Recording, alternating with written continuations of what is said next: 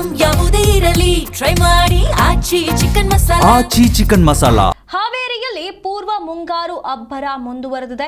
ಬಿತ್ತನೆ ಬೀಜಕ್ಕಾಗಿ ಕೃಷಿ ಕೇಂದ್ರಗಳ ಮುಂದೆ ರೈತರು ಸಾಲಿನಲ್ಲಿ ನಿಂತಿದ್ದಾರೆ. ಕರ್ಜಗಿಯಲ್ಲಿ ಬೀಜ ಖರೀದಿಗೆ ಮುಗಿಬಿದ್ದಿದ್ದಾರೆ ಅನ್ನದಾತರು. ಕೆಲವೆಡೆ ನುಗ್ಗಲು ಆಗಿರುವಂಥದ್ದು. ಹಾಗಾಗಿ ನಿಯಂತ್ರಣಕ್ಕೆ ಕಾಕಿ ಹರಸಾಹಸವನ್ನ ಪಡ್ತಾ ಇದೆ. ಯುದ್ಧದ ಎಫೆಕ್ಟ್ನಿಂದ ಬೀಜಗಳ ಕೊರತೆ ಉಂಟಾಗಿರುವಂತಹ ಕಾರಣ ರೈತರಲ್ಲಿ ಆತಂಕ ಹೆಚ್ಚಾಗ್ತಾ ಇದೆ. ಸಮರ್ಪಕ ಬೀಜ ಪೂರೈಕೆಗೆ ಕೃಷಿ ಇಲಾಖೆಗೆ ರೈತರು ಆಗ್ರಹಿಸುತ್ತಿದ್ದಾರೆ. ಸಮರ್ಪಕವಾಗಿ ಬೀಜಗಳನ್ನ ಪೂರೈಕೆ ಮಾಡಬೇಕು ಅಂತ ಹೇಳಿ ತಮ್ಮ ಅಳಲನ್ನ ತೋಡಿಕೊಳ್ತಿದ್ದಾರೆ, ತಮ್ಮ ಮನವಿಯನ್ನ ಮಾಡ್ತಿದ್ದಾರೆ. ಹಾವೇರಿ ಜಿಲ್ಲೆಯಲ್ಲಿ ಪೂರ್ವ ಮುಂಗಾರು ಮಳೆ ಮುಂದುವರೆದ ಕಾರಣ ಗರಿಗೆದರಿದೆ ಕೃಷಿ ಚಟುವಟಿಕೆಗಳು.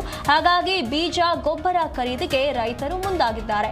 ಪೊಲೀಸ್ ಸರ್ಪಗಾವಲಿನಲ್ಲಿ ಬೀಜ ಖರೀದಿಗೆ ಈಗ ಸಾವಿರಾರು ರೈತರು ಖರೀದಿ ಮಾಡ್ತಿದ್ದಾರೆ.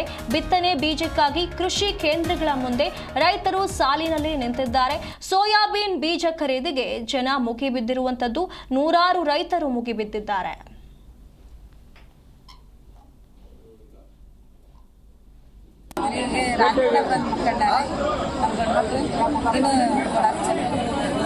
ಎಷ್ಟು ದಿವಸದ ಅಡ್ಡಾಡೋದು? ಈಗ ಏನಂತಾರ್ರಿ ಅವರು?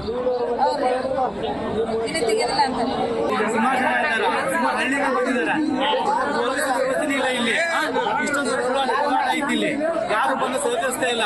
ಆದಷ್ಟು ಬೇಗ